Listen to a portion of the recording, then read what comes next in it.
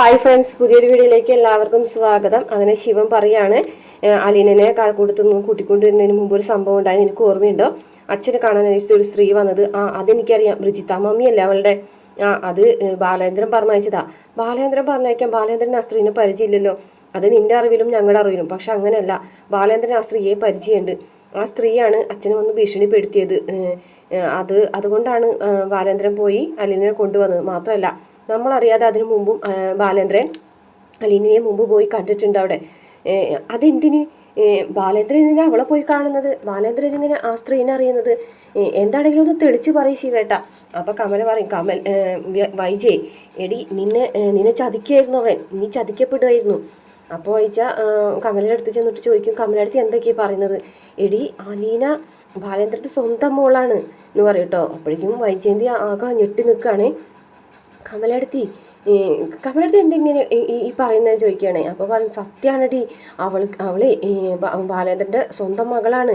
അവളെ കുറേ പ്ലാനിങ്ങിലൂടെയാണ് ബാലേന്ദ്രൻ ഇവിടെ എത്തിച്ചത്. അവൻ ശരിക്കും ബാലേന്ദ്രല്ല, ചതിയൻ എന്ന് പറയും. അപ്പോഴേക്ക് ശിവൻ വന്നിട്ട് പറയും, അതെ കമല പറഞ്ഞ സത്യമാണ് വൈജയ്, അവൻ നമ്മളെ ചതിക്കുകയായിരുന്നു. അവൻ്റെ സ്വന്തം മകൾ തന്നെയാണ് അലീന എന്ന് പറയാം കേട്ടോ. ശിവേട്ട എനിക്കിതൊന്നും വിശ്വസിക്കാൻ പറ്റുന്നില്ല എന്ന് പറയണത്. നീ വിശ്വസിച്ചേ പറ്റൂ. അവന് വേറൊരു സ്ത്രീയായിട്ടൊരു ബന്ധമുണ്ടായിരുന്നു, ഒരു വിധവയായിട്ട് ഗൾഫിലായിരുന്ന സമയത്ത്. അവളിലുണ്ടായ മോളാണ് അലീന. അത് അനാഥാലയത്തിലായിരുന്നു ഇത്രയും നാൾ ജീവിച്ചിരുന്നത് എന്ന് പറയും. അപ്പോൾ വൈജയന്തി ആകെ തകർന്നു പോകട്ടോ. എന്നിട്ട് ശിവൻ പറയുന്നുണ്ട്, ഇനിയിപ്പോൾ ഒന്നും ചെയ്യാനില്ല നമുക്ക്, അവൻ അവളുടെ സ്വന്തം മകളായി അംഗീകരിച്ച് കഴിഞ്ഞു എന്ന് പറയാൻ കേട്ടോ. അപ്പോൾ കമല പറയും, ഇനി നിനക്ക് ആ വീട്ടിൽ സ്ഥാനമൊന്നുമില്ല, അവളായിരിക്കും രാജ്ഞിയായി വാഴാൻ പോകുന്നത്, അവളായിരിക്കും ആ വീട് ഭരിക്കുന്നത്, നിന്റെ മക്കളും നീയൊക്കെ അവളെ അടിമയായിരിക്കും, അവൻ്റെ സ്വത്തുക്കൾ മുഴുവനും അവൾ അടിച്ചെടുക്കും. അപ്പോൾ വൈജയന്തി പറയും, ഞാനിനി എന്തിനെങ്ങനെ ജീവിക്കുന്നത് ജീവിച്ചവായിട്ട്? അപ്പോൾ കമല അത് ശരിയാ, ഇങ്ങനെ ജീവിക്കുന്ന ഭേദം ചത്തയ്ക്കുന്നതാണ് എന്ന് പറയട്ടോ. അപ്പോൾ ശിവൻ ഒരു നോട്ടം നോക്കൂട്ടോ കമല. അല്ല, ഞാൻ അങ്ങനെ ചെയ്യണമെന്നല്ല പറഞ്ഞത്, ചെയ്യേണ്ട കാര്യമില്ല എന്ന് പറഞ്ഞതാ എന്ന് പറയട്ടോ. അപ്പോൾ ശിവൻ പറയും, നീ എടുത്ത് ചാടി ഒരു തീരുമാനങ്ങളൊന്നും എടുക്കരുത് എന്ന് പറയും. അപ്പോൾ വൈജയന്തി പറയും, എനിക്ക് അവൾ ആദ്യമേ തന്നെ ഇഷ്ടമല്ലായിരുന്നു. അവൾ വന്നപ്പോൾ തന്നെ എനിക്ക് എന്തോ ഒരു സംശയം, ഒരു ഇഷ്ടക്കേടും തോന്നിയിട്ടുണ്ടായിരുന്നു. പക്ഷേ ഇങ്ങനൊരു നൂലാമാല അതിൻ്റെ പിന്നിലുണ്ടെന്ന് ഞാൻ വിചാരിച്ചിട്ടുണ്ടായിരുന്നില്ല. പക്ഷേ ഇത് ഞാൻ അങ്ങനെ വിടാനൊന്നും പോകുന്നില്ല എന്ന് പറയട്ടോ. വൈജയ്, നീ അങ്ങനെ എടുത്ത് ചാടി തീരുമാനങ്ങളൊന്നും എടുക്കരുത്. പിന്നെ ഞാൻ എന്ത് ചെയ്യണം? എനിക്കവളെ കൊല്ലാനുള്ള ദേഷ്യമുണ്ട്, ഞാനവളെ കൊല്ലും. വൈജി അങ്ങനെയൊക്കെ ചെയ്തിട്ടുണ്ടെങ്കിൽ ഒറ്റയടിക്ക് നീ അങ്ങനെ ചെയ്യും. പക്ഷെ അതിനുശേഷം നീ നിൻ്റെ മക്കളെക്കുറിച്ച് ചിന്തിക്കുന്നുണ്ടോ? കേസ്, നൂലാമാലകൾ, അപമാനം, അതൊക്കെ നീ സഹിക്കേണ്ടി വരും. നിൻ്റെ മക്കൾക്ക് നീ മാത്രമേ ഉള്ളൂ, അത് നീ ആലോചിക്കണം. പിന്നെ ഞാൻ എന്ത് ചെയ്യണം? പിന്നെ ഞാൻ ആത്മഹത്യ ചെയ്യണോ? അതാണോ ഞാൻ വേണ്ടത്? എടി, എടുത്തു ചാടി ഒന്നും ചെയ്യരുത്. എന്ത് ചെയ്യുന്നതിന് മുമ്പ് നീ നിൻ്റെ മക്കളെ ആലോചിക്കണം, അവർക്ക് നീ മാത്രമേ ഉള്ളൂ എന്ന് പറയാണ് കേട്ടോ. അപ്പോൾ വൈജയന്തി പറയാണ് കേട്ടോ, എനിക്കിങ്ങനെ ജീവിച്ചിരിക്കാൻ വയ്യ, ഞാൻ എന്തായാലും ഇതിങ്ങനെ വിട്ടുകൊടുക്കാനൊന്നും പോകുന്നില്ല ശിവേട്ട. എന്നെ ചതിച്ചിട്ട് അയാൾ അങ്ങനെ ജീവിക്കാനൊന്നും വിചാരിക്കണ്ട. വൈജയന്തി ബാലേന്ദ്രൻ്റെ ഭാര്യ ആയിരിക്കണമെന്നല്ല, ബാലേന്ദ്രൻ്റെ ഭർത്താവായിട്ട്, എൻ്റെ ഭർത്താവായിട്ട് ബാലേന്ദ്രൻ ഇരിക്കണമെന്നേ ഞാനൊന്ന് തീരുമാനിക്കട്ടെ എന്ന് പറയും. അതിനുശേഷം മുത്തശ്ശേരി റൂമിലേക്ക് പോകുകയാണ്. അപ്പം മുത്തശ്ശി പറയും, എന്താ മോളെ അമ്മ കേൾക്കുന്നത്? എന്തൊക്കെയാണ് കേൾക്കുന്നത്? അവൾ ഇങ്ങനെ ഒരു ചതി ചെയ്യുന്നത് നമ്മൾ പ്രതീക്ഷിച്ചിരുന്നില്ലല്ലോ. അമ്മയ്ക്കല്ലേ ആയിരുന്നു അവളോട് കൂടുതൽ സ്നേഹം, ഇപ്പം മനസ്സിലായില്ലേ? രണ്ടുപേരും കൂടെ നമ്മളെ ചതിക്കായിരുന്നു. ഞാൻ അന്നേ പറഞ്ഞതല്ലേ അവൾ ശരിയല്ല എന്ന്. മോളെ, അതൊന്നും നമുക്ക് മുൻകൂട്ടി അറിയാമായിരുന്നില്ലല്ലോ. പക്ഷെ ഇങ്ങനൊരു ചതി അവന് ചെയ്യുന്നു നമ്മൾ വിചാരിച്ചിരുന്നു. അവൻ ചതിയനാണെന്ന് ഇപ്പോഴല്ലേ അറിയുന്നത്. ഇതൊക്കെ കേട്ടിട്ട് എനിക്ക് സഹിക്കാൻ പറ്റുന്നില്ല മോളെ എങ്ങനെ ഇത് സഹിക്കും? ആ ചതിയൻ്റെ കൂടെ മോളിനി എങ്ങനെ ജീവിക്കും എന്നൊക്കെ ചോദിക്കുകയാണ്. അമ്മ, എനിക്കറിയില്ല അമ്മേ ഇനി എന്താ ചെയ്യേണ്ടുന്നത്. അപ്പോൾ മുത്തശ്ശി പറയുന്നുണ്ട്, മോള് വിഷമിക്കലും മോൾ എടുത്ത് ചാടി ഒരു തീരുമാനങ്ങൾ എടുക്കരുതെന്നൊക്കെ പറയുന്നുണ്ട്. ഞാൻ എന്തായാലും പോട്ടെ അമ്മയെന്ന് പറഞ്ഞു കേട്ട് വേഗം തന്നെ മുത്തശ്ശേരി അടുത്തൊന്ന് പോവുകയാണേ. വൈജ ഇങ്ങനെ രണ്ടും കൽപ്പിച്ച് പോകണമെന്ന് ശിവൻ പിന്നെ കൂടെ ചെല്ലുന്നുണ്ട്, കമലയും ചെല്ലുന്നുണ്ട്. കമല പറഞ്ഞിട്ട്, വൈജേ നീ ഇങ്ങനെ പെട്ടെന്നൊരു തീരുമാനം എടുക്കരുത് കേട്ടോ പറയും. അപ്പോൾ ശിവനും പറയുന്നേ, വൈജേ നീ അങ്ങനെ എടുത്ത് ചാടി തീരുമാനങ്ങൾ എടുക്കരുത്, നീ ബാലേന്ദ്രനെ കണ്ട് സംസാരിക്കുക. അതിനെ തന്നെയാണ് പോകുന്നത്, ബാലേന്ദ്രനെ കണ്ട് സംസാരിക്കാൻ തന്നെ ഞാൻ പോകുന്നത്. പക്ഷേ ഇത് ഞാൻ അങ്ങനെ വിട്ടുകൊടുക്കാനൊന്നും പോകുന്നില്ല കേട്ടോ എന്ന് പറഞ്ഞിട്ട് കാറിൽ കയറി പോകുന്ന സമയത്ത് മനു വരാം കേട്ടോ. അപ്പോൾ മനു ഇങ്ങനെ വിളിക്കുന്നുണ്ട്, ആൻറ്റി എന്ന് പറഞ്ഞിട്ട് വിളിക്കുന്നുണ്ടെങ്കിലും വൈജ മനുവിനെ മൈൻഡ് പോലും ചെയ്യാതെ വണ്ടി ഓടിച്ച് പോവുകയാണ്. റോഡിലൂടെ പോകുന്ന സമയത്ത് കമല പറഞ്ഞ കാര്യങ്ങളൊക്കെ ഇങ്ങനെ ആലോചിക്കുകയായിരുന്നു. നിന്നെ മക്കളെ ഇനി അവന് വേണ്ട, നിന്നെ ചതിക്കായിരുന്നു അവൻ ഇത്രയും കാലം എന്നൊക്കെ പറയുന്നത്. ആലോചിച്ച് അവിടെ ഇരുന്ന് ഇങ്ങനെ പൊട്ടിക്കറിയാണ്. രാത്രി വരെ അങ്ങനെ ഇരിക്കുകയാണ്. അതിനുശേഷം രാത്രി ആകുമ്പോഴാണ് വൈജി വീട്ടിലേക്ക് എത്തുന്നത്. അപ്പോൾ വൈജി വീട്ടിലേക്ക് എത്തുന്ന സമയത്ത് ഭാബി ചോദിക്കുന്നുണ്ട്, അമ്മ ഇത്രയും രാത്രി വരെ എവിടെയായിരുന്നു, കൊല്ലപ്പള്ളിയിൽ നിന്ന് പോന്നിട്ട് എത്ര നേരമായി എന്ന് ചോദിക്കും. അമ്മ എന്താ, അമ്മയുടെ മുഖം എന്താ വല്ലാതിരിക്കുന്നു, ബാലേന്ദ്രനില്ല ഇവിടെ, അച്ഛൻ പുറത്തേക്ക് പോയി. ഒറ്റയ്ക്കാണോ പോയത്, അത് അവളുണ്ടോ? ഇല്ല, ഒറ്റയ്ക്കാണ് പോയത്. എങ്ങോട്ടാ പോയത് അതറിയില്ല.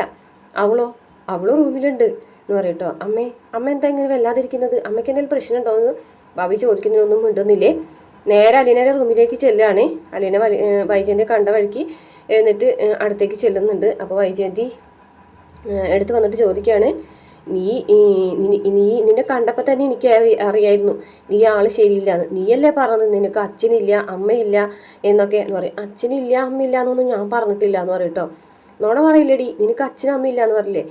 അച്ഛനും അമ്മയില്ല എന്നല്ല ഞാൻ പറഞ്ഞു, ഞാൻ അനാഥയാണ്, കഴക്കൂട്ടത്ത് ഉള്ള ഒരു അനാഥാലയത്തിലാണ് വളർന്നതെന്നാണ്. അച്ഛനും അമ്മയില്ല എന്ന് ഞാൻ പറഞ്ഞിട്ടില്ലല്ലോ. അപ്പോൾ വൈജയന്തി, നീ അന്ന് വന്നപ്പോൾ തന്നെ എനിക്കറിയായിരുന്നു നീ ഇത്രയും കാലം എന്നെ ചതിക്കല്ലായിരുന്നെടി എന്ന് ചോദിക്കാനായിട്ട്. ഞാനെങ്ങനെ ചതിച്ചെന്നാണ് മേഡം പറയുന്നത് എന്ന് ചോദിക്കൂട്ടോ. നീ ബാലേന്ദ്രൻ്റെ മകളാണോ എന്ന് ചോദിക്കൂട്ടോ.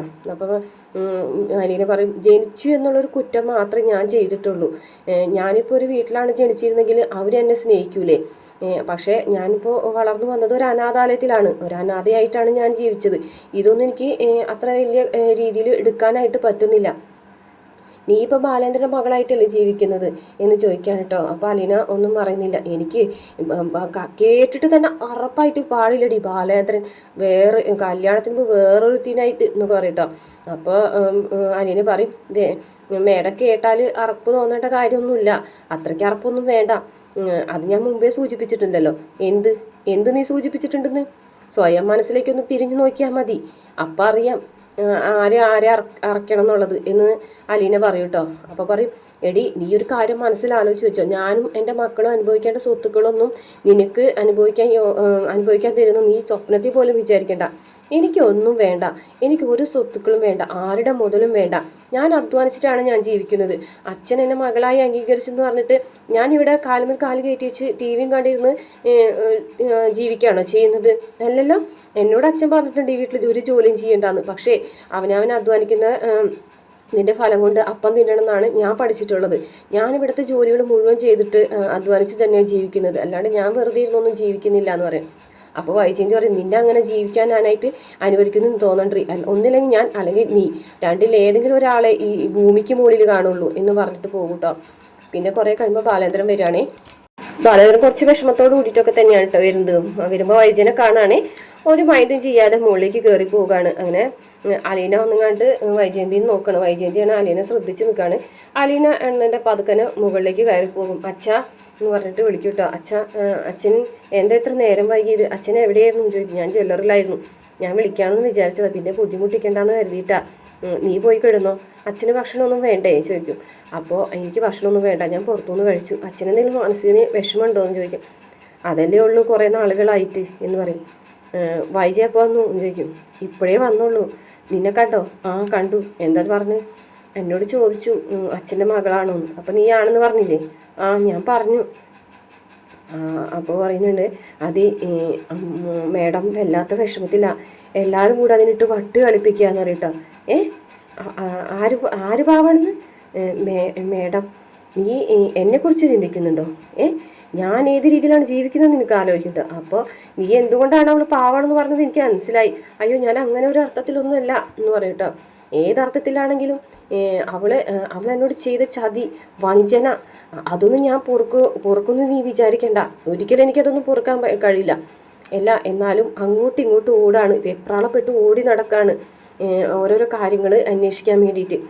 ചോറ് തിന്നണില്ല, ഭക്ഷണം കഴിക്കുന്നില്ല, ഉറക്കമില്ല, ഓട്ടം തന്നെ ഓട്ടം എന്ന് പറയാം കേട്ടോ.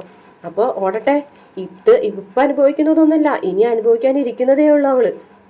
വേറെ വല്ല പെണ്ണുങ്ങളാണെന്നുണ്ടെങ്കിലേ ഇപ്പം ഈ കാര്യം അറിയുമ്പോൾ എന്നെ പൂജിക്കും. കാരണം അവൾ അങ്ങനത്തെ ചതി ചെയ്തോളല്ലേ. ഇപ്പം എനിക്ക് അങ്ങനെ ഒരു ചതി പറ്റിയിട്ടെന്ന് പറയുമ്പോൾ അവൾ എൻ്റെ കൂടെ നിൽക്കല്ലേ വേണ്ടത്. എന്നിട്ട് അവളിപ്പോൾ എന്താ ചെയ്യുന്നത്? എൻ്റെ ഹൃദയം ചവിട്ടി അരയ്ക്കുന്നതല്ലേ ചെയ്യുന്നത് എന്നൊക്കെ ഇങ്ങനെ ചോദിക്കുന്നത് കാണിച്ച് ഇന്നത്തെ എപ്പിസോഡ് അവസാനിക്കാണ്ട്. നാളത്തെ പ്രമോല് കാണിക്കുന്നത് വൈജയന്തി ബാലേന്ദ്രനായിട്ട് സംസാരിച്ച് ദേഷ്യപ്പെട്ട് ഇറങ്ങി പോകുമ്പോൾ ആക്സിഡൻറ്റ് സംഭവിക്കുന്നതാണ്. അപ്പോൾ ആക്സിഡൻറ്റ് സംഭവിച്ചിട്ട് വൈജയന്തിനെ ഹോസ്പിറ്റലിലേക്ക് കൊണ്ടുപോകുന്നതും രാജീവനും ശിവനൊക്കെ ഹോസ്പിറ്റലിലേക്ക് വന്ന് ഓടി വരുന്നതൊക്കെ ആയിട്ടുള്ള ഭാഗങ്ങൾ കാണിക്കുന്നുണ്ട് കേട്ടോ നമ്മുടെ. അതുപോലെ തന്നെ മനു ഈ വിവരം അറിഞ്ഞിട്ട് ആകെ ഞെട്ടിത്തെറിക്കുന്നതും. പക്ഷേ പിന്നീട് അലീന ഒരു കുപ്പിയായിട്ട് ഇങ്ങനെ കുത്താനായിട്ട് നിൽക്കുന്ന ഒരു ഭാഗമൊക്കെ കാണുന്നുണ്ട്. അതൊരു പക്ഷേ ബാലേന്ദ്രൻ സ്വപ്നം കാണുന്നതായിരിക്കും. എന്തായാലും വൈജയന്തി ഈ അപകടത്തിലേക്ക് തന്നെ പോകുന്നുണ്ട്. അത് ശരിക്കായിട്ടുള്ള കാര്യമാണ്. അപ്പോൾ ബാലേന്ദ്രനായിട്ട് സംസാരിക്കുമ്പോൾ വൈജയന്തിനോട് ബാലേന്ദ്രൻ പറയുന്നുണ്ട്, തെറ്റ് ചെയ്തത് ആരാണ്, ആരുടെ മനസ്സിലാണ് കറയുള്ളത്, ആരാണ് പാപം ചെയ്തതെന്നൊക്കെ നീ തന്നെ ചിന്തിച്ച് നോക്കിയാൽ മതി എന്ന് പറയുമ്പോൾ വൈജയന്തിക്ക് ചില കാര്യങ്ങളൊക്കെ ഇങ്ങനെ മനസ്സിലാവുന്നുണ്ട് കേട്ടോ. ഇത്രയാണ് പ്രമോല് കാണിച്ചിട്ടുള്ള വീഡിയോ. ഇഷ്ടപ്പെട്ട ചാനൽ സബ്സ്ക്രൈബ് ചെയ്ത് സപ്പോർട്ട് ചെയ്യണേ.